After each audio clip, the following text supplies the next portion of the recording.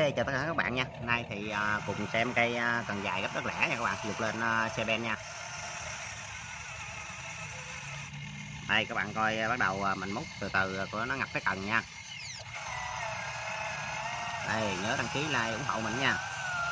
Đó, lên cái đất cứng dưới luôn.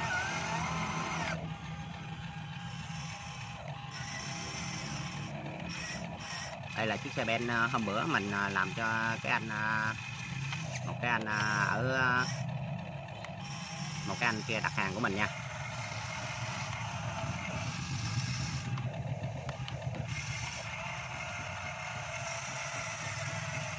Đó, lúc cái cận dưới chưa.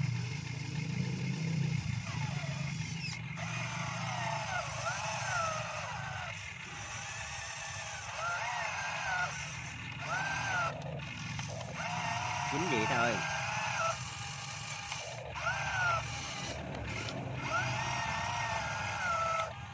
Quá chừng sâu rồi.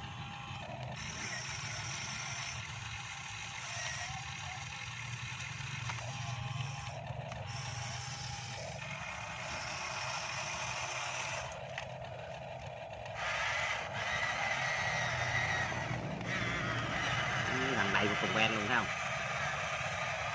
Đây cho cái thùng ben nó chạy lên dốc nha. Đây cái thùng ben chở đầy nhóc luôn thấy không.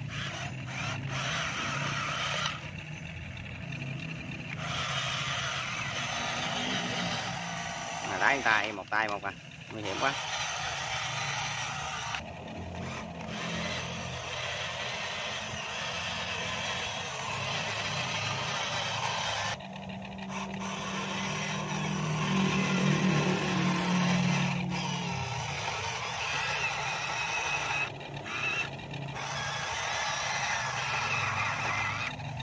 Cái cây này nữa.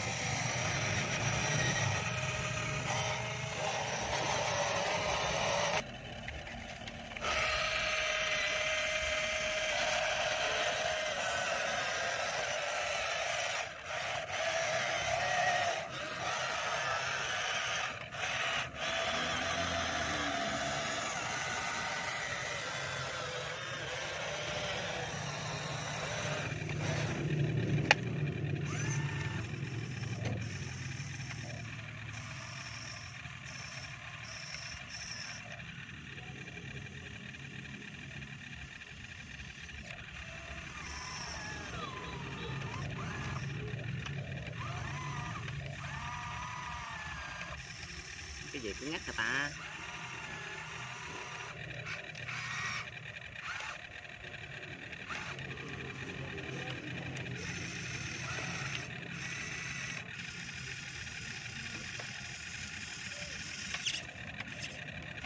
Dính vào cũng ngắt luôn.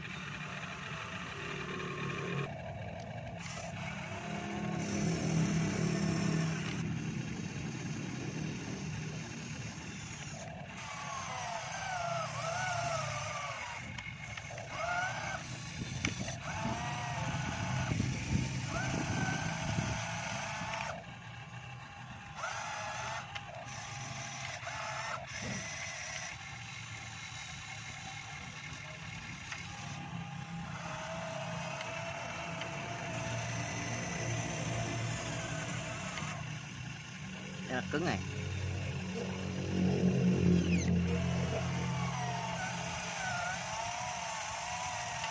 Đó, lên đất thấy mê không.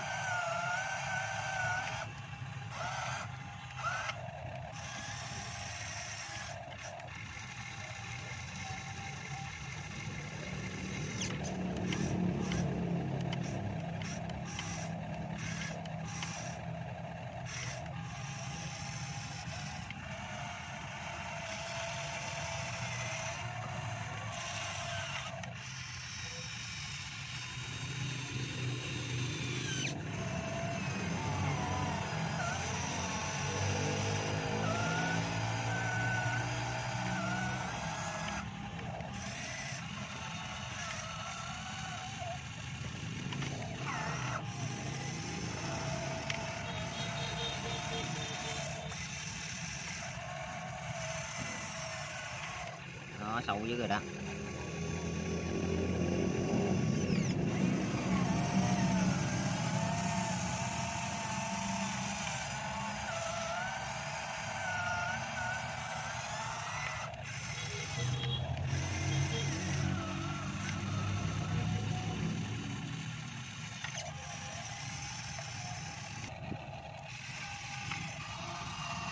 Nó sâu rồi đó, các bạn thấy mấy người kia, mấy mô hình mấy người công nhân mà đi làm ruộng làm gãy rồi không, thấy nhỏ xíu không?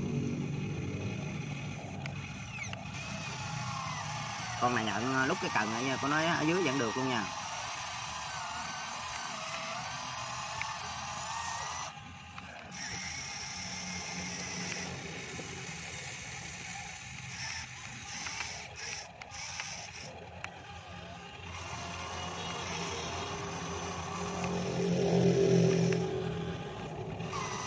Dính gào quá trời dính này.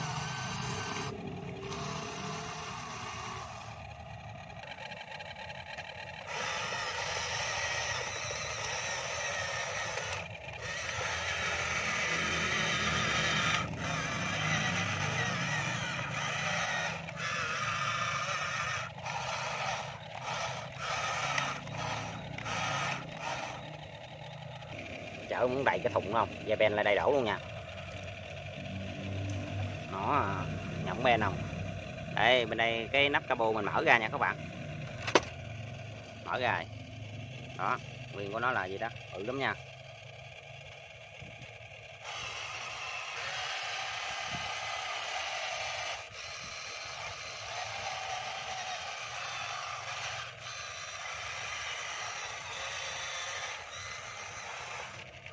Con này chạy cày cày luôn á, ngon lành lắm nha.